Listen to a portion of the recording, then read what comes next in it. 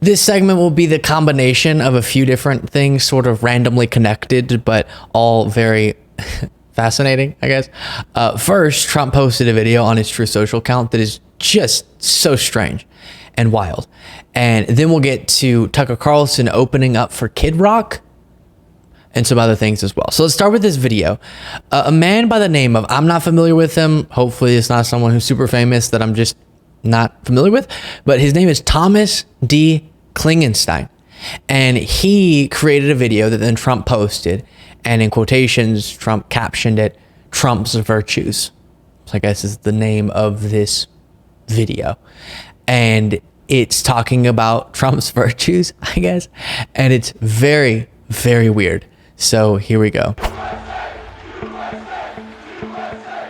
Now that President Trump is the Republican nominee for president in 2024, it's time for Republicans, including those who doubt him or even can't stand him, to get behind him. The times demand it. We are in a war fighting an enemy of revolutionaries that kick and spit on America. I call our... Sorry, before we go further, isn't it interesting? I think what that was from was the summer of 2020. They always use videos from that summer as proof of how horrible Biden's America is when it happened while Trump was president. So just a thought. Our enemy, the woke regime, or the group quota regime. This war is a contest between those who love America and those who hate it. But we do not have a commander-in-chief. You can't win a war without one.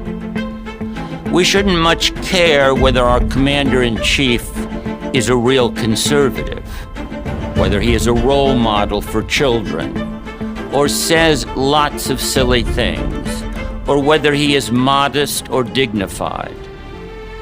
What we should care about. Please don't mind that Trump is a horrible person who you would definitely not want your kids to grow up to be, because... is whether he knows we are in a war, knows who the enemy is, and knows how to win. Trump does. His policies are important, but not as important as the rest of him. Trump grasps the essential things. He understands the group quota regime is evil and will not stop until it destroys America. He is a fighter, bold. And I'll stop it there, but it goes on for 8+ minutes. Yikes. And before responding to that, and then also we'll get to Tucker Carlson opening up for Kid Rock at a concert. Very strange. But before any of that, please make sure you are subscribed to the channel. Just clicking the subscribe button is all it takes, and you can help to continue fueling the incredible growth of the show. Again, thank you guys so much. Oh my goodness, it's absolutely bonkers. But I will say it's remarkable how easily many within MAGA accuse their political opposition of that, of wanting to destroy America or hating it, with little to no evidence. And what I mean is, if Biden is the person who represents the current Democratic movement, right? He's the leader of it. He's the guy on the ticket. He's the person Trump's going against. Then don't you have to cite things that Biden's actually doing, policy related things he's doing, to prove that he hates or wants to destroy America? Because here's a bit of his policy record. I won't do the whole thing, as I've done many times in the past, but I want Tom, now I'm forgetting his name, Klingenstein, to explain, to say that he believes it is wanting to destroy America to invest in infrastructure, because that's a part of Biden's record.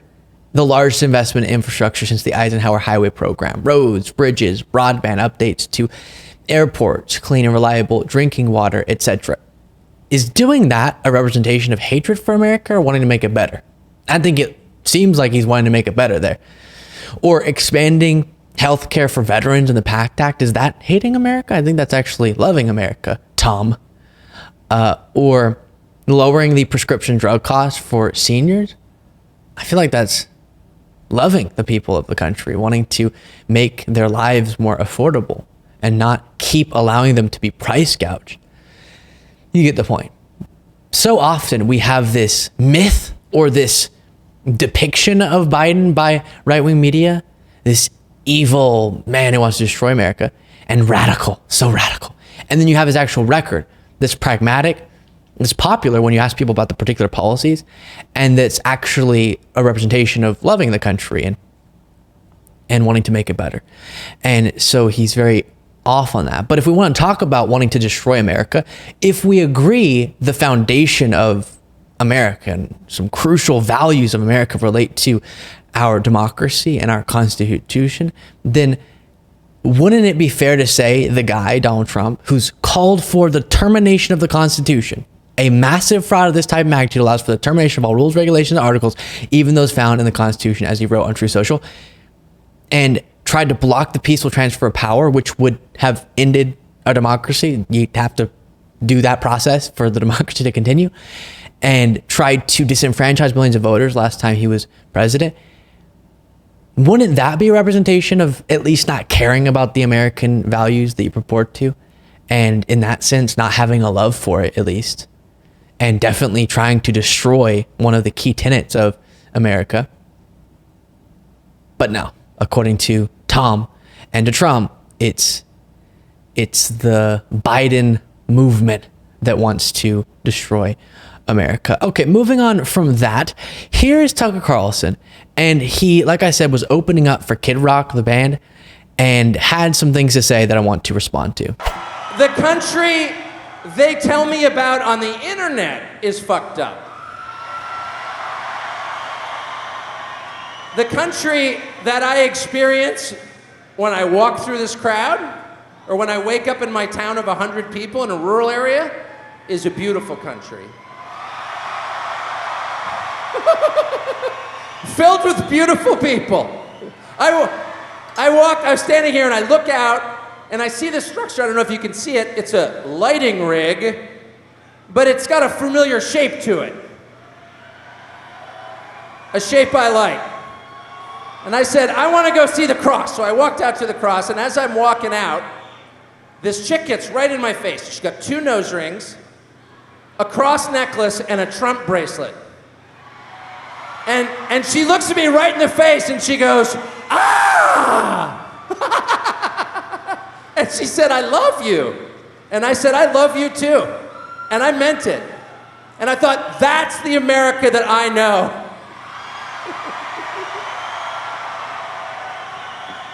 Little weird, slightly crazy, full of love, and beautiful. So, as is often the case with Tucker Carlson when he's off script, I don't know exactly the point he was making about that woman, but he said the country they tell me about on the internet is effed up. The country that I experience when I walk through this crowd or when I wake up in my town of 100 people in a rural area is a beautiful country. And that gets to an asymmetrical nature of respect in either direction that really bothers me, which is that set aside random people on the internet because they say vicious things in both directions. Obviously, people out in the abyss will say horrible things about anyone who's a MAGA follower or whatever and say that the places they live are horrible. So that happens in both directions, of course. But if you look at leaders, Democratic leaders, Republican leaders, or their aligned voices in the media, right? So Tucker being on the right, and then people in sort of liberal media, when you compare the language they use about either side's quote unquote areas, so Tucker and Republicans constantly, I mean, DeSantis' whole campaign was San Francisco's disgusting, or New York City's disgusting. And you'll never hear a Democratic politician or figure in the media speak about red areas like that. In the vitriolic, I walked around and I saw disgusting people doing disgusting, horrible things, and it was degenerate and vile, and these coastal elites have horrible places where they live, but if you go to the rural areas away from all those horrible people, then I guess the country's all right. You don't hear that on the left about rural areas. No one would ever say, oh, I was going through rural Alabama and blah, blah, blah, right? In terms of prominent Democratic leaders. It's just the case. And it's aggravating because again, it's asymmetrical. But also often the metrics they'll cite to justify their language is not even accurate. Rarely is it accurate. Tommy Tuberville is a good example of this. Fear-mongering about crime in New York City. It's so unsafe. And then people point out, because he's a senator from Alabama, Alabama's homicide rate is 3 times that of New York City's. And so they're not even accurately expressing these views. It's just about disparaging areas that are led by their oppositional leaders. And it's a really interesting characteristic of American politics that really bothers me. And so you saw it there from Tucker Carlson, the sort of, listen, a lot of the country's horrible that I hear about on the internet, but rural areas away from all those horrible liberals, I guess is all right. Okay. I guess it's pretty good here. And I learned that people say, I love you, and it's beautiful, and people are okay. And I'm actually willing to hang out with other humans. Yeah, Tucker, that's not a big revelation. I feel that too. When I walk around and talk to people, I'm like, oh, people are wonderful. And I do want to say that that's an important messaging thing.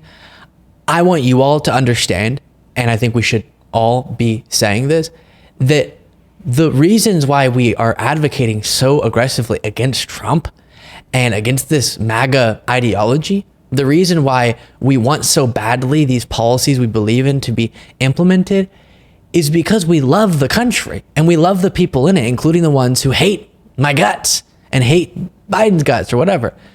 And we want to make the lives of all Americans better because we love our home and we love the people in it.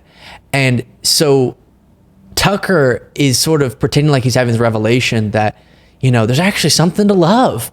Now, if we keep away from the horrible Democratic cities, but otherwise, you know, there's something to love here.